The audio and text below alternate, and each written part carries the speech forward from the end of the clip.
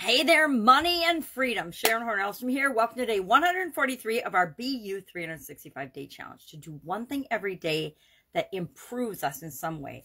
This month, the month of May, this segment, we are focusing on our financial well-being. And today's topic is money and freedom. Now, this is a fun one to look into. Something I personally work on a little bit off to the side, not as much emphasis as I should give it, because I already believe I am doing kind of what I want, when I want, where I want, with whomever I want, whenever I want, wearing whatever I want. And that was a long time coming. So I want to step back and say, okay, when are the times, and am I really financially exactly where I want, that I have the ultimate freedom? And I would say no. So what's the relationship between money and freedom? The relationship between freedom and prosperity, they've done studies and research on country to country, the amount of freedom and the amount of economic growth and how much money people make and how much, so the connection between freedom and prosperity, blah, blah, blah, blah. My tongue's not working today.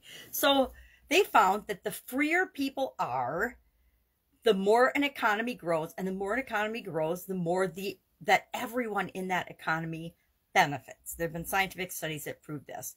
And while money can't buy freedom, so to speak, unless you've been kidnapped or something, having enough money to cover your basic needs, to cover your expenses, and to choose what you want to do, when you want to do it, what you want to spend your time on, what you want to be doing, does indeed give us a sense of freedom. It lets us, having enough money to do what we want, when we want, etc., is freedom. So money can help us to have more choices. Personal independence and freedom are more important, and they've done studies on this as well. They being scientists and people much smarter and wiser than me, or who care about and choose to study these things and do scientific experiments on it, that personal independence and personal freedom are more important to people's well-being than wealth. So yeah, money and having money truly does not determine whether you're going to be happy or not. We talked about, I think, money, I'm not going back, money and happiness a couple of days ago. Does money make us happy? It's up to you to decide, right? I think we're all, no matter where we are, no matter how much money we make, no matter what our circumstances are, we're about as happy as we decide we're going to be. And our economic situations might change. We might get a better job. We might start a business. But if we weren't happy in the first place, money is not going to make us happy. We've seen so many examples of people that have all the money, all the fame, everything they could possibly want, yet they commit suicide. Why? Because happiness comes from within. So I looked up and I found 8 levels of freedom, which I found an interesting categorization of levels of freedom based on how much money you have and your ability to retire, which, everybody doesn't want to retire. I don't really want to ever retire. I want to just keep going until I expire, right? And then I also looked up the 9 steps to financial freedom, because all of us want more financial freedom. So we can be working on these steps a little bit at a time to create everything that we want in our lives, right?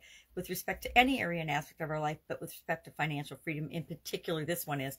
But I think all of these could be applied to the different areas and aspects of our life as well. So let's talk about the 8 levels first, and then we'll quick run through the 9 steps. And then our action today is going to be, on a scale of 1 to 10, how financially free do you currently feel right now? And I'll share mine at the end. Okay, so what are these 8 levels? I'm going to grab my magnifying glass of financial freedom. Number 1, not living paycheck to paycheck. Number 2, having enough money to exit your job for a while. So to take a sabbatical. Say you want to take a year off and you've got enough money and things saved, and you're in a good enough financial position to be able to do that. Level 3 is you're financially happy and still able to save. So you're making enough money to live and everything, and you're doing what you want, and you're able to save some money as well. This is written in terms of thinking about your retirement. Level 4, 1, 2, 3, 4. I didn't number them, obviously. Freedom of time enough for money enough for a basic retirement. And the next level is enough to actually retire.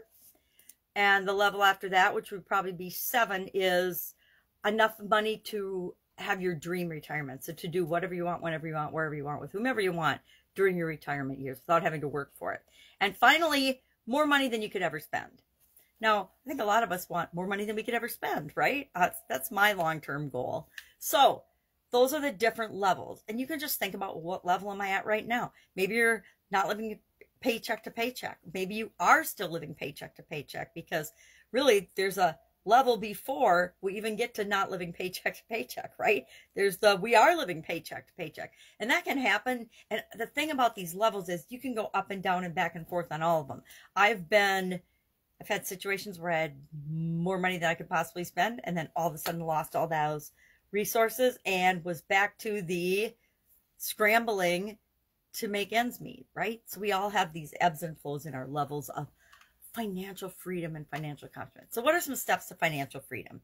9 of them we're going to share. Number 1, understand where you are right now, right? You'll notice the SOAP framework follows the same format. You got to know where you are, where you want to be, so you can start going from where you are to where you want to be. Number 2, write down your goals. Now, my dad taught my sisters and I this when we were little girls, that if you want something, you need to write it down. You can think about it, you can fantasize about it, you can imagine it, but there's something about the power of creation. When we write things down, it becomes more real for us, right? And when it becomes more real for us, that's when we start to move toward creating it. Number 3, track your spending. See, these could be, know where you are, what's your goal in that area or aspect of your life, track where, your results. 4, pay yourself first. I love this one, and I will admit I'm one of those people that is guilty of not doing this in different phases of my life. I've been super guilty of not doing this. I pay everybody else first and then me. And then there's a psychology with that's I don't deserve to pay myself first. But when we flip that around, it has a really powerful impact on us. Number 5, spend less, right? Spend less money, spend less time doing things that aren't good for you, etc. We can apply it to anything. 6, pay off your debts. Pay back people that you owe favors to, or money, or time, or attention, or etc. This is for money, for debts. 7, always keep your career or your business or your job or your personal development moving forward. Number 8, create additional sources of income. I'm a huge believer in multiple streams of income. COVID's a prime example of why that is so powerful. Although I do know people that had multiple streams of income, and COVID wiped all of their streams of income out. So it's not a sure bet to have multiple streams of income, but it does help to have diverse investments, diverse streams of income, other than just your job or your business, money coming into you. So if something crazy happens like a pandemic, you still have a source of income coming into your life. You don't have to scramble as much. And then finally, 9, invest. And I say invest in yourself. Invest, creating additional sources of income could be considered investing in the stock market, or investing in bonds or mutuals, or NFTs nowadays, or Bitcoin, whatever works for you. But I say the best investment is always in yourself, in your learning, growing, personal development, coaching, things for your business or your career to keep that moving ahead, etc. Just my opinion, but I say invest in yourself first, and then everything else you need to do will fall into place if you take action on the things you invest in, right? So action item today, scale of 1 to 10, how financially free do you currently feel?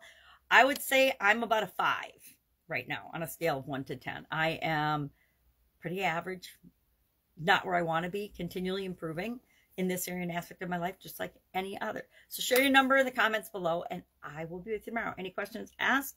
Have an awesome, it's Monday. Have an awesome day.